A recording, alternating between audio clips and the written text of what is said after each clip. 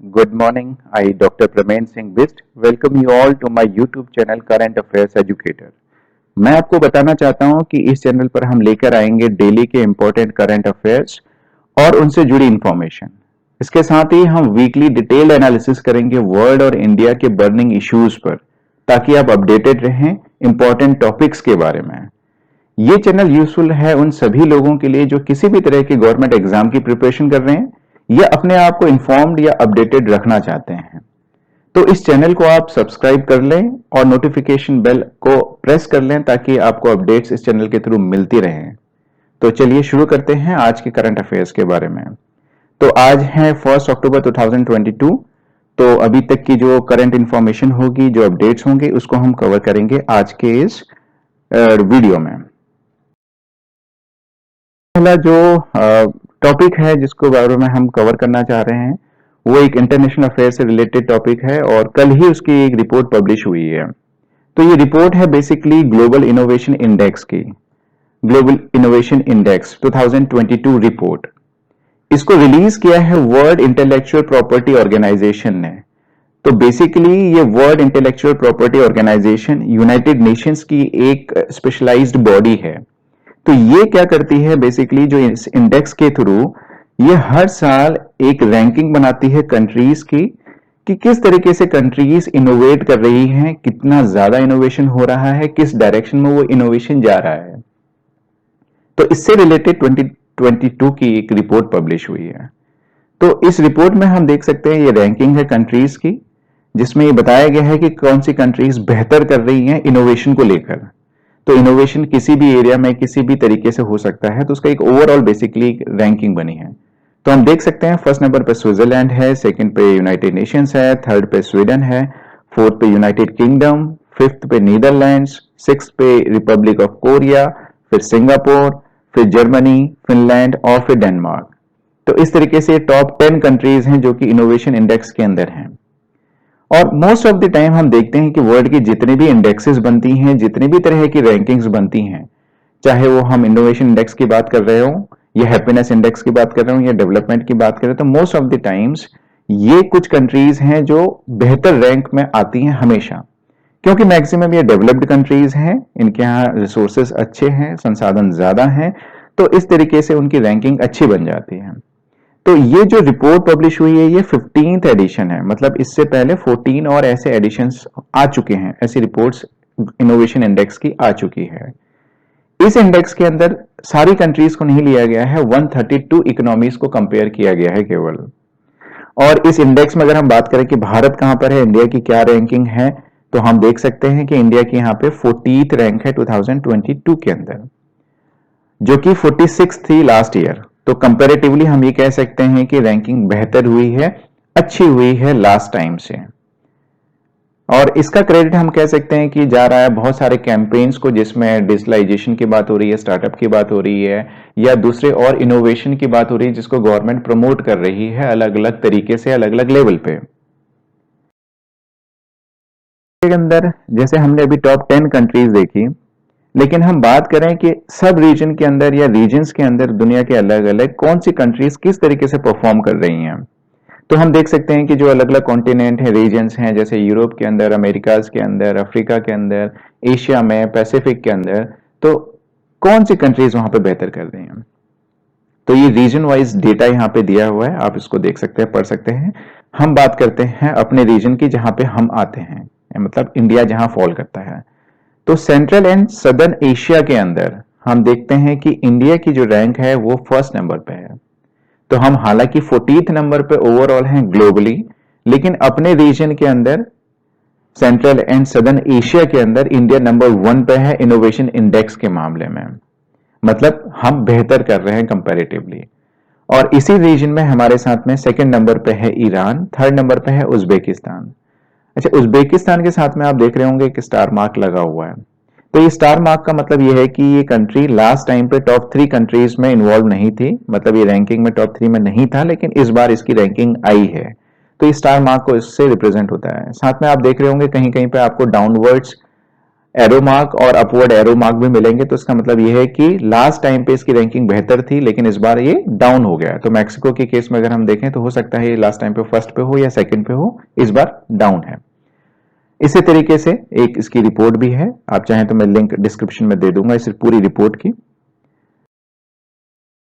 Important topic की अगर हम बात करें नेशनल डिफेंस अफेयर्स के बारे में, तो हम जानते हैं कि हमारे जो पहले सीडीएस थे, chief of defence staff Bipin Rawat, उनकी डेथ के बाद काफी टाइम तक ये पोस्ट वैकेंट थी, खाली थी, इसको फिल नहीं किया गया था। तो हाल ही में 29 सितंबर को गवर्नमेंट ने डिक्लेयर किया था कि retired lieutenant general Anil Chauhan को इस पोस्ट पे जो है वो नियुक्त किया जाएगा, और अगले ही दिन यानी 30 सितंबर को उन्होंने इसका चार्ज भी ले लिया। तो कल उन्होंने इसका चार्ज ले लिया है, ज्वाइन कर लिया है एज अ सीडीएस। हम जानते हैं कि सीडीएस सबसे बड़ी एक पोजीशन होती है, मतलब अभी जो हाल ही में क्रिएट की है कुछ सालों पहले, जो कि इंडियन नेवी, एयरफोर्स और आर्मी को तीनों को कोऑर्डिनेट करती है डिफेंस मिनिस्ट्री के साथ में, ताकि बेहतर डिसीजंस लिया जा सके। तो ये जो सीडीएस की पोस्ट होती है वो तीनों को हेड करती है। जनरल अनिल चौहान के बारे में अगर हम बात करें तो 1961 में इनका जन्म उत्तराखंड में हुआ था, और ये 1981 में गोरखा राइफल्स 11 गोरखा राइफल्स में कमीशन हुए थे। तो यहां पे एक सिमिलैरिटी हमको देखने को मिलती है। तो हमारे जो पहले सीडीएस थे जनरल बिपिन रावत, वो भी उत्तराखंड के थे और वो भी 11 गोरखा राइफल्स में कमीशन हुए थे। तो दोनों एक ही जगह से हैं और दोनों एक ही यूनिट से हैं इंडियन आर्मी की। तो एक सिमिलैरिटी है इन दोनों के बीच में। जनरल अनिल चौहान की अगर हम बात करें तो नेशनल डिफेंस एकेडमी खड़कवासला और इंडियन मिलिट्री एकेडमी देहरादून से इन्होंने अपनी ट्रेनिंग की है और पढ़ाई की है इस जगह से आर्मी में रहते हुए। और जैसे कि हम जानते हैं कि सीडीएस रहते हुए आपको बहुत सारी पोजीशंस होल्ड करनी होती हैं, बहुत सारी पोजीशंस आपके पास आ जाती हैं डिफैक्टो अगर आप सीडीएस हो तो ये सीडीएस होने के साथ में ही अब क्या होगा, ये सेक्रेटरी होंगे गवर्नमेंट ऑफ इंडिया के डिपार्टमेंट ऑफ मिलिट्री अफेयर्स में। उसके साथ में और भी बहुत सारी पोजीशंस हैं जो इनको होल्ड करनी है अब सीडीएस होने के नाते। इंपॉर्टेंट न्यूज है डिफेंस से रिलेटेड कि एचएएल ने हिंदुस्तान एरोनॉटिक्स लिमिटेड, जिसको हम जानते हैं गवर्नमेंट की एक सब्सिडियरी है, इसने अभी एक लाइट कॉम्बैट हेलीकॉप्टर जो है इंडियन आर्मी को हैंड ओवर किया है। ये बेसिकली एक तरह से इनके एफर्ट्स हैं स्वदेशीकरण की तरफ, मतलब जिसको हम सेल्फ रिलायंट या आत्मनिर्भर भारत बनने की तरफ कह रहे हैं, तो ये एक स्टेप है उस तरफ। तो एचएएल की जो बेंगलोर की यूनिट है, बेंगलुरु की, उसने इसको डिजाइन किया है और उसने इसको मैन्युफैक्चर किया है और हैंड ओवर किया है आर्मी को। ये बेसिकली एक लाइट कॉम्बैट हेलीकॉप्टर है अपने आप में, और ऐसा कहा जा रहा है कि दुनिया का ये पहला लाइट कॉम्बैट हेलीकॉप्टर है 2 सीटिंग कैपेसिटी वाला, जो कि कैरी कर सकता है रॉकेट्स को, मिसाइल्स को और बॉम्ब्स को कैरी कर सकता है। कॉम्बैट मतलब युद्ध के लिए इसका यूज होगा एक तरीके से। तो ऐसे बहुत सारे हेलीकॉप्टर्स जो हैं वो ऑर्डर किए हुए हैं इंडियन आर्मी और इंडियन एयरफोर्स ने, जिसको आने वाले टाइम में एचएएल उनको और हैंड ओवर करेगा। नेक्स्ट टॉपिक के बारे में जिसपे काफी फोकस था कल, तो प्राइम मिनिस्टर नरेंद्र मोदी कल गुजरात के दौरे पे थे। वहां पे उन्होंने बहुत सारे जो हैं स्कीम्स को लॉन्च किया है, उनका इनॉग्रेशन किया है। उसमें से एक इम्पॉर्टेंट चीज जो है वो है 3rd version of Vande Bharat express, जिसको उन्होंने फ्लैग ऑफ किया, मतलब जिसको हरी झंडी दिखाई। और ये जो वंदे भारत एक्सप्रेस ट्रेन है, ये अपने आप में ऐसा बताया जा रहा है कि बहुत ही लग्जरी काइंड ऑफ ट्रेन है, जिसमें मतलब एयरलाइंस जैसी फैसिलिटीज होंगी। और ऐसा पीएम खुद कह रहे थे कि इसमें जो नॉइज है, जो शोर होता है, वो एयरक्राफ्ट से भी कम होता है जब आप फ्लाइट्स के थ्रू जाते हैं तो ये बेसिकली एक सेमी हाई स्पीड ट्रेन है जो कि चलेगी गांधीनगर और मुंबई के बीच में, और ये जो है मैक्सिमम स्पीड को अचीव कर सकता है 160 किलोमीटर पर आवर तक की।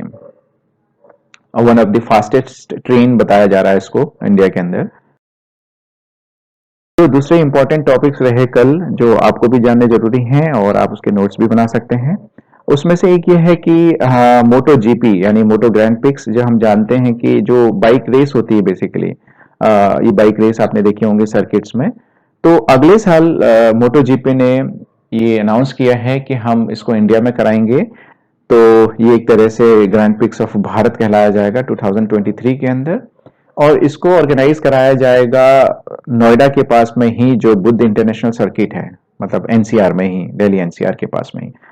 तो वहां पे ये ऑर्गेनाइज कराया जाएगा। हम जानते हैं बुद्ध इंटरनेशनल सर्किट बेसिकली इसी चीज के लिए बनाया गया था, तो हालांकि उसका इतना यूज नहीं हो पाया उसमें आने पिछले कुछ टाइम में, लेकिन अब जो है 2023 के अंदर यहाँ पे जो ये एक मोटो जीपी रेस जो है वो देखने को मिलेगी।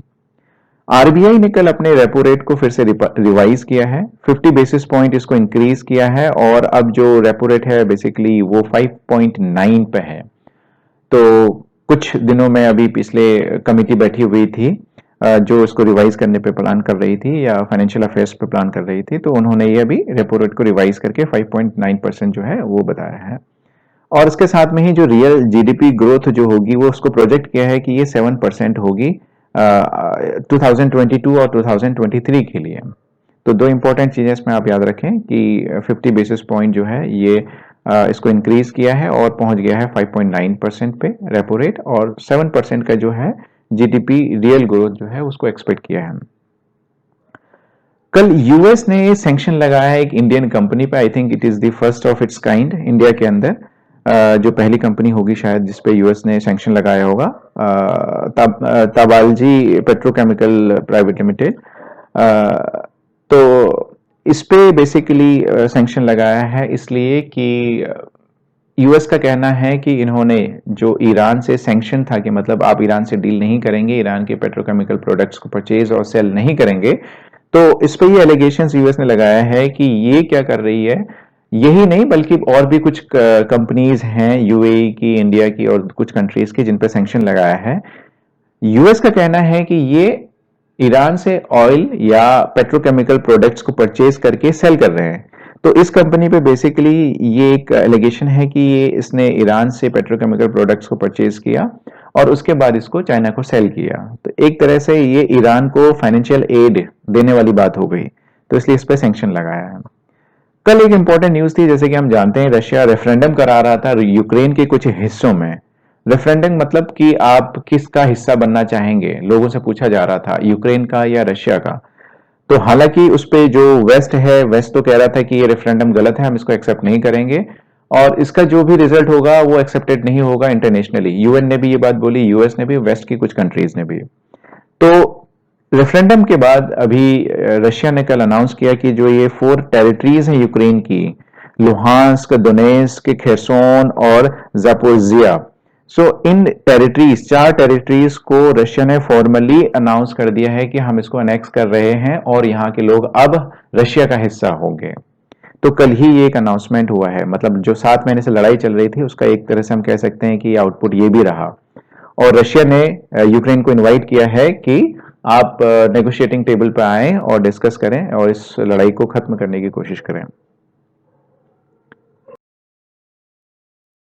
अपॉइंटमेंट्स की हम बात करें तो कल 2 इंपॉर्टेंट अपॉइंटमेंट्स हुई हैं, जिसमें से एक है आरकेएस भदौरिया जी की।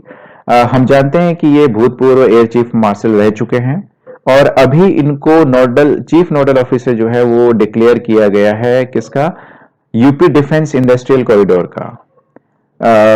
और ये जो है बेसिकली डेवलप किया जा रहा है UP expressway industrial development authority. तो है क्या चीज बेसिकली ये, इसमें क्या है कि जैसे हम इंडिया काफी हद तक फॉरेन कंट्रीज पे डिपेंडेंट है अपने मिलिट्री इक्विपमेंट्स के लिए, डिफेंस इक्विपमेंट्स के लिए और चीजों के लिए।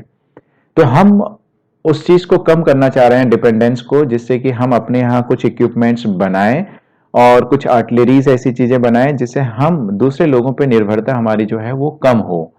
तो उसके लिए ये यूपी डिफेंस इंडस्ट्रियल कॉरिडोर जो है ये बनाया जा रहा है। इसका बजट जो है थाउजेंड्स ऑफ करोड़ में है।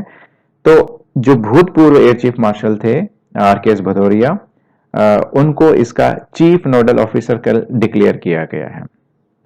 जो सेकंड अपॉइंटमेंट इंपॉर्टेंट है वो हमारे लिए यह है कि श्री सुनील बर्थवाल जो हैं इनको सेक्रेटरी नियुक्त किया गया है डिपार्टमेंट ऑफ कॉमर्स के अंदर।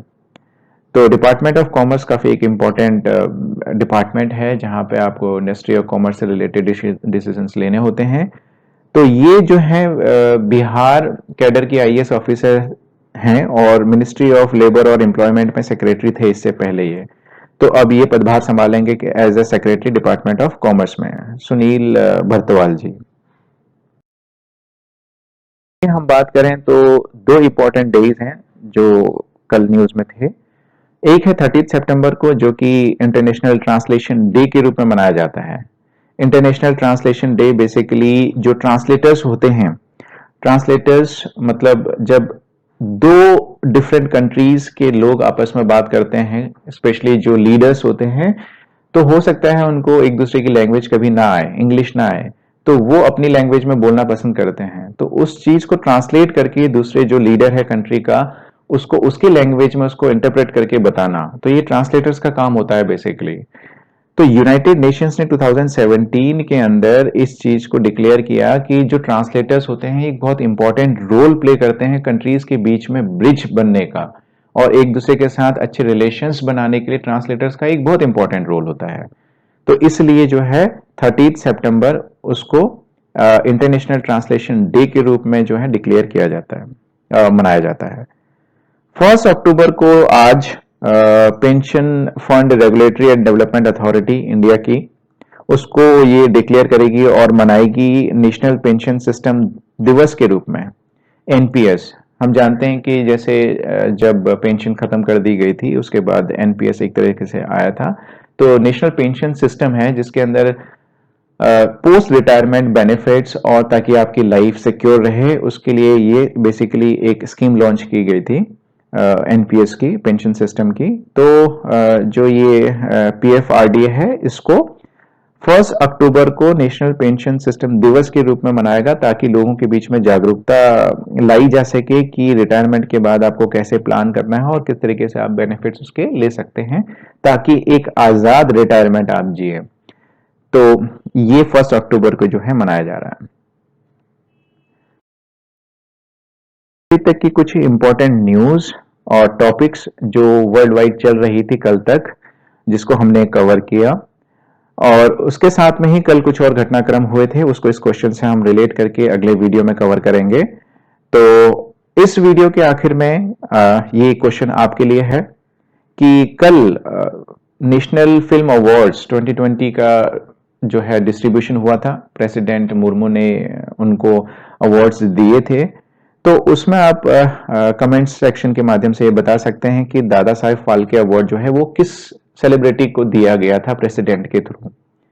तो कमेंट्स बॉक्स में इसके बारे में बताएं, और अगर आपने चैनल अभी तक सब्सक्राइब नहीं किया है करंट अफेयर्स एजुकेटर, तो आप सब्सक्राइब कर लें। इसमें हम एवरी डे करंट अफेयर्स की जो इंपॉर्टेंट चीजें हैं उसको कवर करेंगे, और वीकली बेसिस पे जो बर्निंग इश्यूज है, बर्निंग टॉपिक्स हैं वर्ल्ड वाइड और इंडिया के अंदर, उसको हम इसमें कवर करेंगे डिटेल एनालिसिस के थ्रू। सो आप इसको सब्सक्राइब कर लें और शेयर करें अपने फ्रेंड्स के साथ में भी। Thank you all of you, thank you.